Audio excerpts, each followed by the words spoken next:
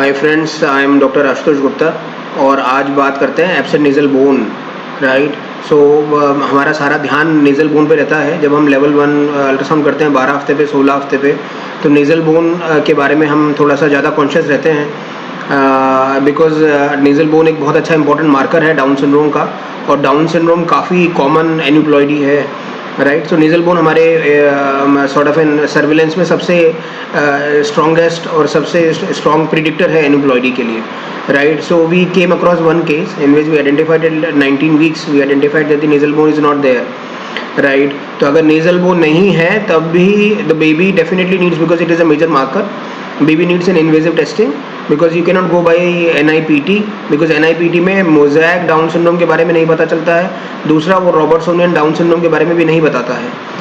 तीसरा, कुछ micro deletions और डुप्लीकेशंस होते हैं which might be associated with down syndrome like faces.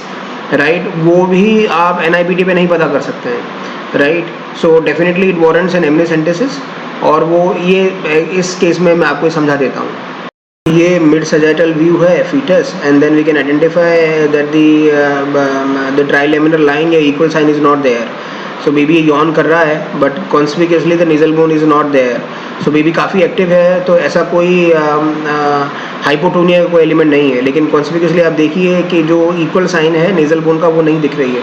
So this could be very small hypoplastic और most likely an absent bilateral absent nasal bone. Right.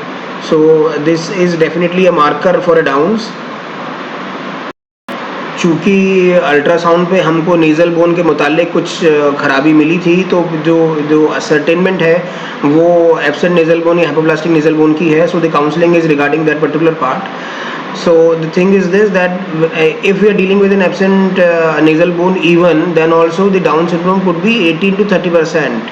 Right. So meaning there by that higher upper limit भी अगर लेके चले 30%, तो भी ऐसा समझ में आता है कि तकरीबन 70% अगर नेज़ल बोन की कोई खराबी है तब भी वो बेबी डाउन सिंड्रोम नहीं है। पहला तो ये है।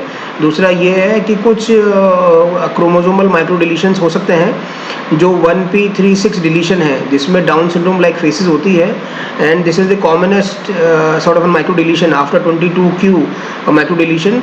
तो ये भी रेस्पॉन्सिबल हो सकता है इसमें कि हम डाउन सिंड्रोम लाइक फेसेस मिल सकती है। राइट। तो डेफिनेटली एक इन्वेजिव टेस्टिंग तो करनी ज़रूरी है, वो हमने किया और हमने ये रूल आउट करा कि डाउन सिंड्रोम बेबी और माइक्रो डिलीशन वाला नहीं है।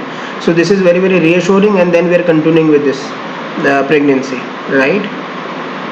Thank you very much for your patient listening.